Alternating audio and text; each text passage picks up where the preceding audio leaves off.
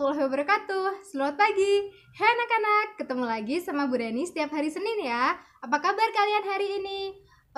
Apa kalian sudah belajar untuk materi hari ini? Atau kalian masih ingat sama materi sebelumnya? Nah, hari ini kalian akan belajar mengenai tema 1, subtema 3, pembelajaran 1 dengan tujuan pembelajaran. Dan muatan terpadu pada hari ini adalah Bahasa Indonesia, Ilmu Pengetahuan Sosial, dan Ilmu Pengetahuan Alam.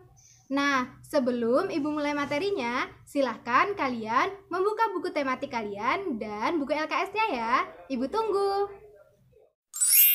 Nah, sudah dibuka atau belum buku tematik dan juga LKS-nya? Ibu mulai ya untuk materi pertamanya. Muatan terpadu pertama yang akan kalian pelajari adalah Bahasa Indonesia, di mana Bahasa Indonesia kali ini kalian akan mempelajari kompetensi dasar 3.2 dan 4.2, yaitu mengenai menemukan gagasan pokok dan juga gagasan pendukung pada teks lisan.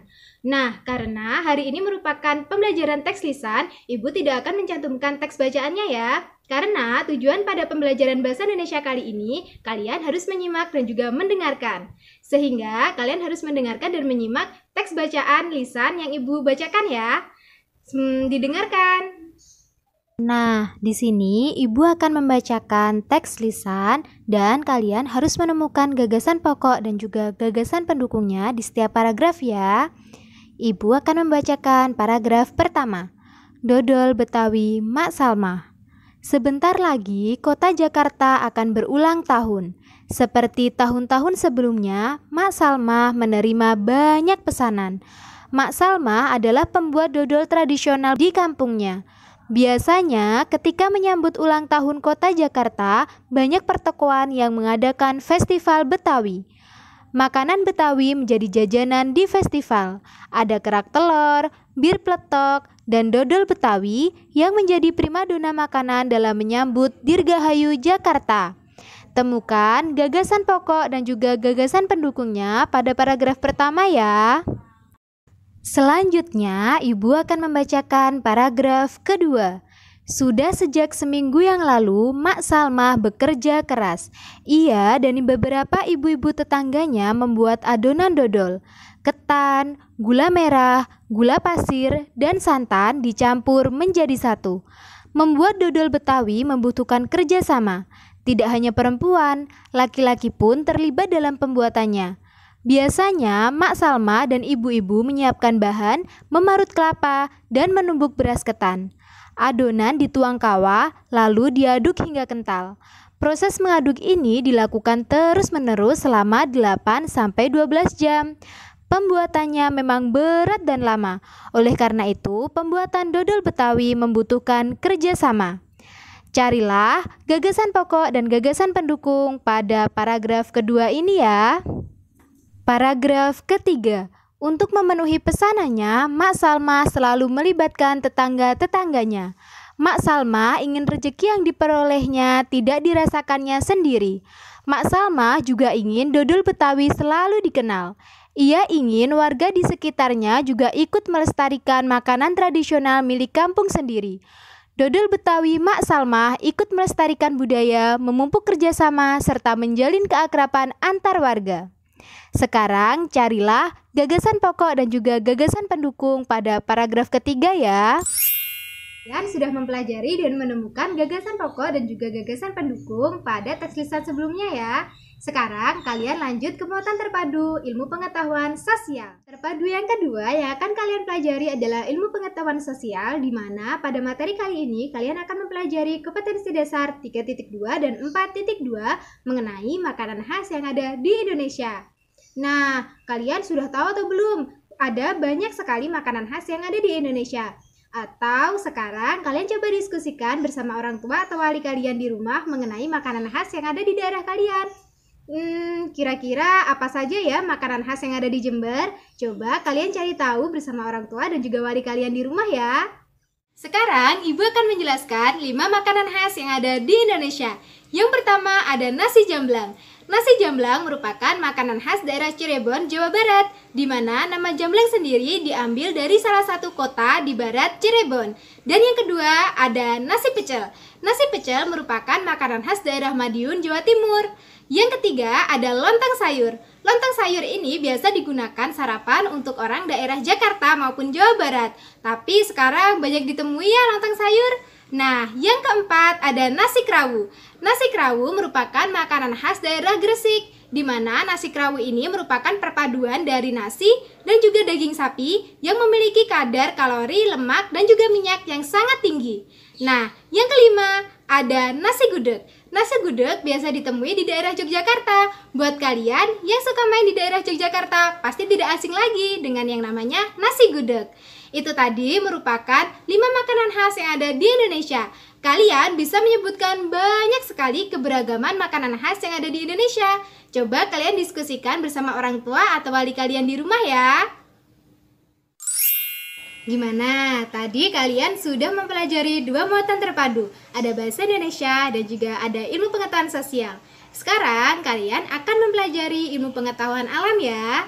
Nah, untuk materi sebelumnya kalian sudah mempelajari sifat-sifat bunyi yang merambat pada benda padat, benda cair, dan juga gas.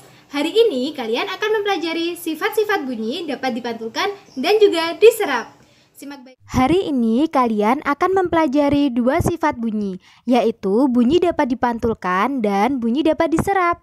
Bunyi dapat dipantulkan dengan baik jika dipantulkan pada benda yang permukaannya keras seperti dinding, kaca, seng, dan lain-lain. Namun, bunyi akan diserap jika mengenai benda yang permukaannya lunak seperti gabus, kapas, spons, kain, dan masih banyak lagi. Sebelum Ibu menjelaskan mengenai bunyi pantul dan bunyi serap, Ibu akan memberikan gambaran agar kalian lebih paham mengenai bunyi pantul dan bunyi serap. Coba sekarang kalian bayangkan bagaimana jika kalian melakukan kegiatan bermain bola basket. Coba kalian lakukan bermain bola basket pada keadaan yang berbeda. Yang pertama, coba kalian pantulkan bola basket pada dinding maupun lantai di rumah kalian. Pasti bola basket tersebut akan menghasilkan gerakan yang sempurna. Sedangkan yang kedua, kalian coba pantul bola basket tersebut di atas kasur maupun sofa. Maka bola basket tersebut tidak akan menghasilkan pemantulan yang sempurna. Sama juga dengan bunyi. Bunyi akan terdengar keras jika dipantulkan pada permukaan yang kasar atau keras seperti dinding, kaca, maupun seng. Sedangkan bunyi akan terlihat atau terdengar lambat jika bunyi melewati permukaan yang lunak seperti gabus, kapas, dan juga spons. Seperti itu, apakah kalian sudah memiliki gambaran mengenai perbedaan bunyi dipantulkan dan serap dari analogi yang Ibu berikan? Sehingga pada kesimpulannya, arti bunyi pantul adalah bunyi yang terdengar kembali kepada sumber bunyi berasal. Nah, jenis bunyi pantul sendiri ada 3 anak-anak. Yang pertama, bunyi yang memperkuat bunyi aslinya. Terjadi saat sumber bunyi memiliki jarak yang sangat dekat dengan dinding pemantulnya. Contoh, ketika kalian berteriak di ruangan yang sempit dan kecil. Yang kedua, ada gaung atau kerdam. Hal ini dapat terjadi karena bunyi dipantulkan dengan dinding yang jaraknya tidak jauh dari sumber bunyi. Hal ini menyebabkan datangnya bunyi pantul terdengar hampir bersamaan dengan bunyi aslinya. Yang ketiga, ada gema bunyi yang dipantulkan oleh dinding yang jaraknya jauh dari sumber bunyi. Hal ini menyebabkan bunyi pantul terdengar setelah bunyi asli selesai terucap. Dan bunyi yang terdengar ini lengkap dan jelas. Sering terjadi pada saat kita berada di gua, lembah, ataupun tempat-tempat yang luas. Bagaimana? Kalian sudah paham kan mengenai bunyi pantul dan jenis-jenisnya? Selanjutnya, di sini Ibu akan membahas mengenai bunyi dapat diserap. Bunyi dapat diserap oleh bahan-bahan yang lunak seperti karpet, gabus, kapas, spons, busa, goni, kain, dan masih banyak lagi. Nah, benda-benda yang Ibu sebutkan tadi disebut peredam bunyi. Peredam bunyi digunakan untuk menyerap gaung bunyi agar suara asli tidak datang bersamaan dengan suara pantulan. Nah, peredam bunyi ini biasa atau bisa kalian lihat di gedung bioskop maupun langit-langit gedung. Bagaimana? Apakah kalian sudah paham mengenai sifat-sifat bunyi dapat dipantulkan dan diserap? Nah, sudah jelas atau belum untuk pembelajaran hari ini? Hari ini kalian sudah mempelajari 3 muatan terpadu. Ada bahasa Indonesia, ilmu pengetahuan sosial, serta ilmu pengetahuan alam. Nah, jangan lupa untuk dipelajari lagi ya materi hari ini dan diskusikan bersama orang tua kalian di rumah. Jangan lupa juga untuk mengerjakan tugas dari ibu. Bertemu ibu minggu depan ya, jangan bosan-bosan untuk belajar bersama ibu. Nah, jaga kesehatan kalian selalu, di rumah aja, dan silahkan belajar di rumah. Dadah, wassalamualaikum warahmatullahi wabarakatuh.